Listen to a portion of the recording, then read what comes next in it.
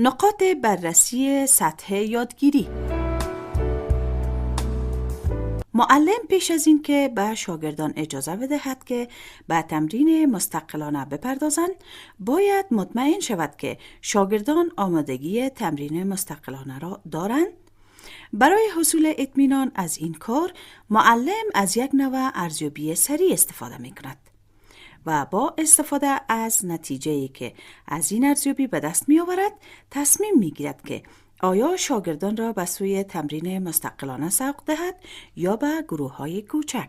این روش به شاگردانی که آماده هستند امکان خواهد داد تا به سوی تمرین مستقلانه پیش بروند. از سوی دیگر تعداد شاگردانی که نیازمند کمک بیشتر هستند کمتر خواهد شد. یعنی معلم شروع به کار کردن یک مثال دیگر خواهد کرد و آن مثال را بر روی تخته برای گروه کوچکتری حل خواهد کرد. این ارزیابی سریع را می توان تا زمانی که همه شاگردان آماده تمرین مستقلانه نشده اند باز هم تکرار کرد. گوش که بچه شما 4 نفر چی بود یکم مشکل داشتین در سوال ضرب.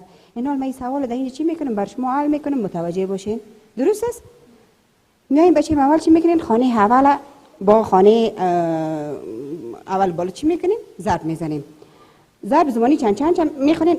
بچه دلتان 4 خونین، هم 6 4 میخونین. 5 4 20 میشه. 6 4 چند میشه؟ 24. آفرین. 24 چیش؟ 4ش چند اصل؟ 2 اصل. این 2 از اینجا ماند. 4 پس قد اف چی میکنیم؟ ضرب میزنیم. 5 4 20 شد نه؟ 6 4 24 اف 4 28. چند اصل داشتین؟ 28 چند میشه؟ 28 تو 2 30. 30 را چیش؟ صفرش چند اصل؟ 3 اصل. آفرین. 4 4 16. 3 اصل داشتیم؟ 19 را چیش؟ 9ش چند اصل؟ 1 اصل. آفرین. 2 4 8 چند اصل داشتین؟ چند میشه؟ نه. خانه اول ما چی شد؟ تمام شد. میاییم سرخانه چی؟ دوم که 10 هاست. 6 چند میشه؟ 36. 36 چیش؟ 6ش چند اصل؟ 3 اصل. درست؟ ببینین سوال تانه که حل کردین آیا می اصل داده برتان یا نه؟ بی بچیم؟ غلط نه؟ تو از تویش نیست از خودت؟ بان آمد دیدی مطلق سوال چی بود غلط؟ آل اینال فهمیدی نداد ضرب کردنه؟ اگه من اینال یک سوال شما رو بهتون حل میکنین؟ درست است. اینال من در اینجا چی میکنم برتان؟ یک سوال نوشته میکنم شما در کتابچه‌تان نوشتهش کنین. اینو پاک میسازیم. درست؟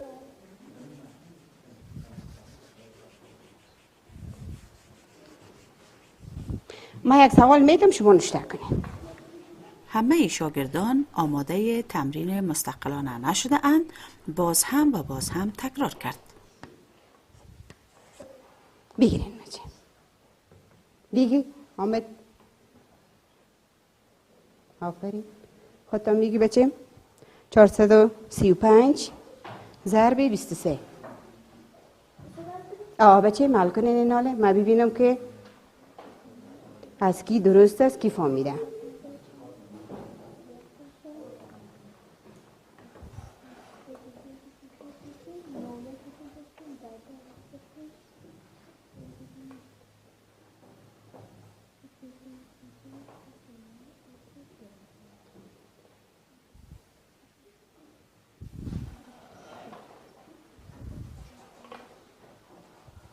نو یک در صفرش یک اصل. آفرین.